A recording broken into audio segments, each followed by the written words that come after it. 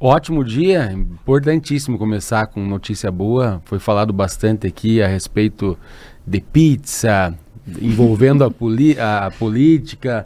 A gente não discutir o Brasil, só brigar entre extremos, direita, esquerda, Lula, Bolsonaro.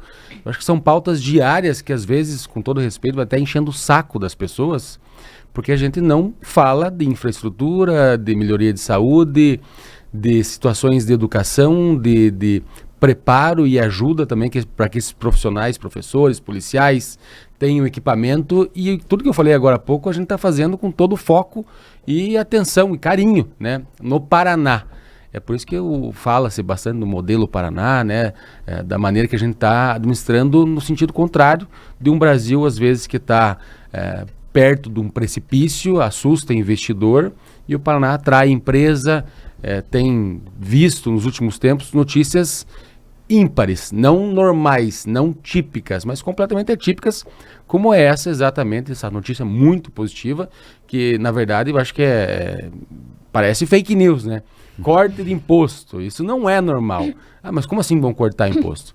O IPVA é um tributo que impacta muito a classe média, né? Vai direto nas famílias. Pessoas aí que têm uma condição de trabalho que envolve o carro, a moto. Então, você vê muitas vezes as pessoas até que não estão se encontrando e utilizam mesmo da criatividade com os veículos, e esse imposto ele vai dar um respiro a mais para que a população paranaense entenda que boa gestão pode sim dar boas expectativas para as pessoas, tanto na política, que sempre é um vilão, né? Todo mundo da política é mau caráter, é ruim. Não concordo com isso, né? Vejo que tem empresário bom, tem empresário ruim, tem médico bom, médico ruim, e eu acho que aqui no Paraná, não só eu, mas o governador e prefeitos, prefeitas, secretários, deputados estaduais, ali na Assembleia Legislativa, sempre auxiliando muito o nosso governo, estão demonstrando um movimento diferente que vai na contramão do que a gente sempre fala do Brasil. E não é um corte qualquer, né? A gente está falando de 45%, certamente vai repercutir ali de forma significativa no bolso do contribuinte, do pagador de impostos a partir do ano que vem. Agora, a gente já teve aqui no jornal, secretário, uma entrevista com o Norberto Otigara falando sobre IPVA, ele foi cobrado pela nossa audiência sobre o assunto, e uma das respostas foi de que não era possível fazer esse ajuste, porque lá na frente vai ter a reforma tributária, e os cálculos lá na frente também seriam baseados com a arrecadação no que está acontecendo agora. O que mudou de lá para cá? Porque já vem com um pano de fundo da oposição de que pode ser uma medida eleitoreira. O que fez com que, de fato, o governo do estado pudesse trazer esse ajuste e a expectativa de aprovação lá na LEP? Somente cálculo muito competente, foco da Fazenda, do Norberto Otigara, do Luiz Budal, toda a equipe, a pedido também do governador, né? A gente tem uma saúde financeira, resultado de muito trabalho aqui no estado do Paraná, e a gente conseguiu se concentrar para também ter essa boa notícia. Mas não é só o corte do IPVA, né? A gente está investindo em infraestrutura pesada, a gente vê concessões importantes sendo feitas, a gente quer desonerar as pessoas no começo do ano, que tem IPTU para pagar, tem escola, tem matrícula. É um momento ali que as pessoas necessitam realmente de uma ajuda. E o governo do estado verifica que o estado do Paraná é o estado que mais cresce no país. Então, esse crescimento a gente não quer ver interrompido, a gente quer estar incentivando a todos os dias. O Paraná cresceu quase 7% nesses primeiros meses. É um crescimento extremamente expressivo. Então, a gente quer sempre estar dando estímulos para que o empreendedor, o trabalhador, entenda e seja otimista. A gente conseguiu criar também um ambiente otimista dentro do Paraná para que as pessoas acreditem. Também foi ido atrás, né, nesses primeiros anos lá atrás, com muita força, muito entusiasmo do governador, do governo, Bequim, atrás de investimentos gigantescos, mais de 300 bilhões de empresas que vieram também acreditar no Paraná, gerar emprego. Nós estamos num momento de pleno emprego. Trabalhamos aí também junto com o nosso vice-governador Darcy Piana, que traz esse olhar do empresário, né, da FEComércio, da FIEP, todos analisando e partilhando de um momento de união e paz. Agora, a gente fala muito em guerra, né, na política, citamos aqui alguns nomes que fazem vídeo, viralizam, lacram.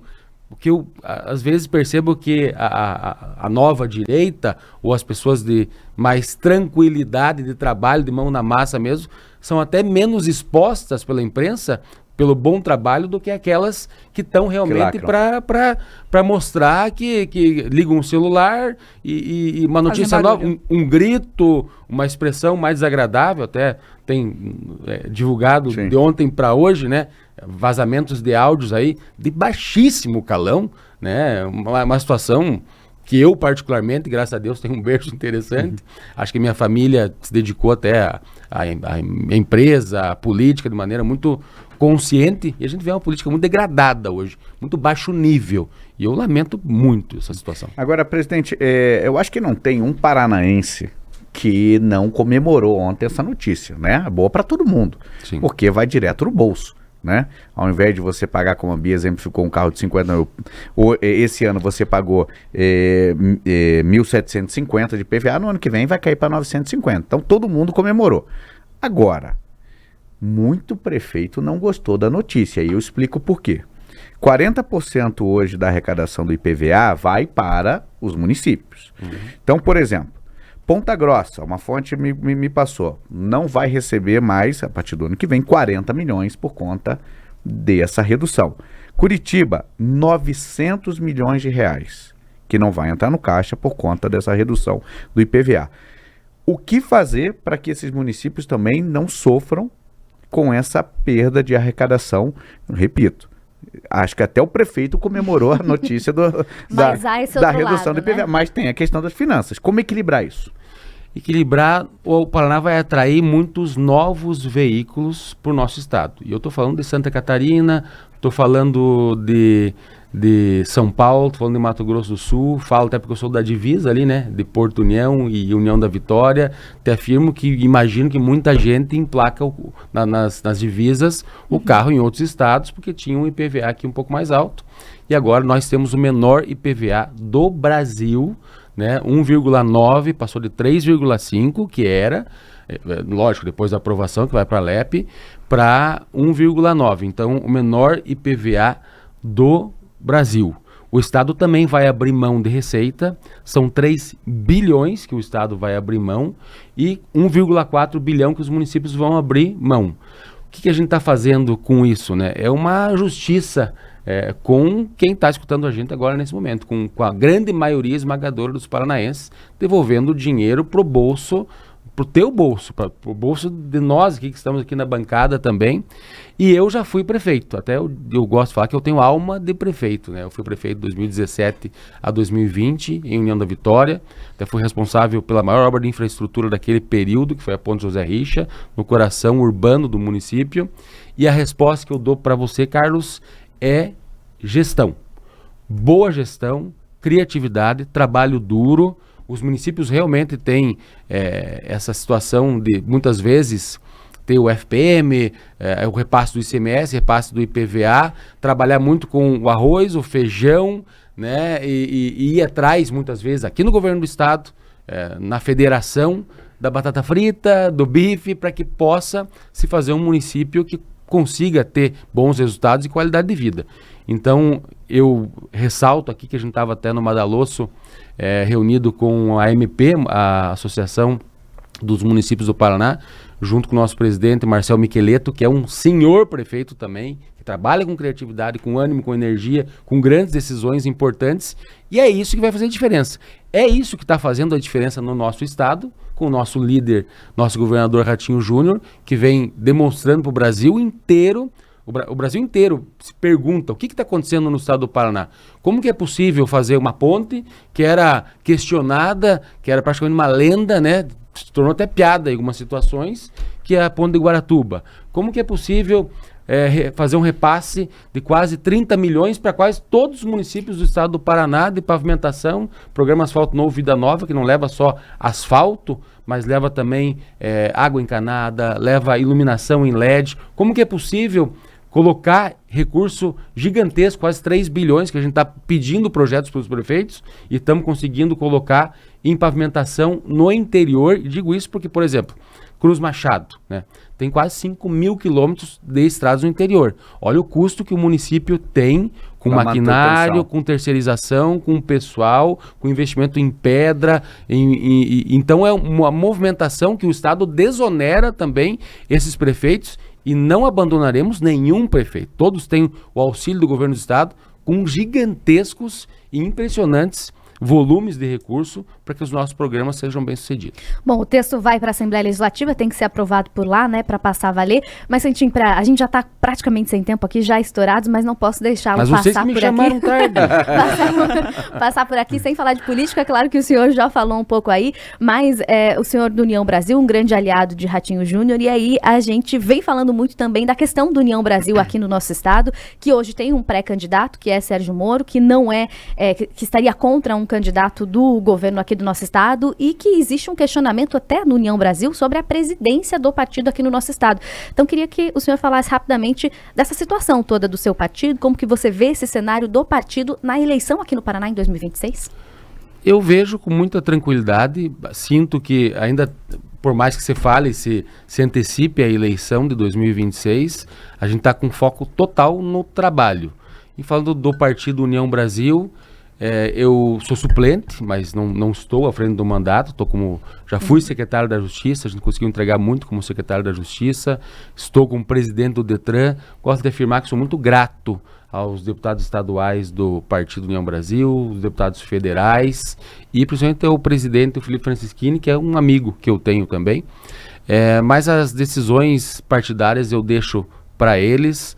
A minha função pura e simplesmente é trabalhar pelos paranaenses, trazer notícia boa, né? Notícia boa Paraná, que é muito importante numa quinta-feira de sol aqui que a gente está tendo em Curitiba, e também resolver problemas, né? Resolver pepino, que tem todo dia, né? O gestor público, principalmente o executivo, ele tem que ter esse ânimo, essa motivação diferenciada, até porque a gente trabalha muito, não tem resultados tão expressivos se você não se empenha.